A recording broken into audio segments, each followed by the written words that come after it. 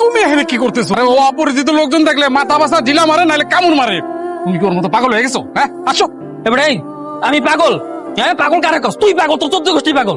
আমি উস্তাদ, তাইলে আমি সবার আগে তোর মাথা ভাড়ামো খারাপ। আরে বাবা, আমি তো তোমারে পাগল করি না। তুমি আবার খাচ্ছো কেন? আর তুমি খারাপ আছো কেন? তাড়াতাড়ি আসো, আসো। ওই ছেলেটার বাড়ি কোথায়? পাশের সেক্টরে থাকে আর কি।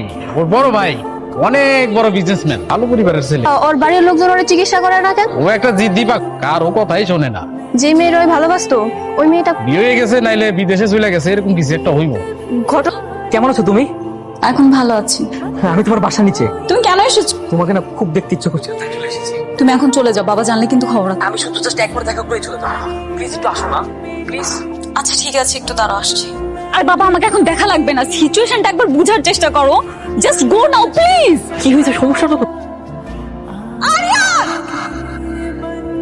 মাথাটা নষ্ট হয়ে গেল, পাগল হয়ে গেল।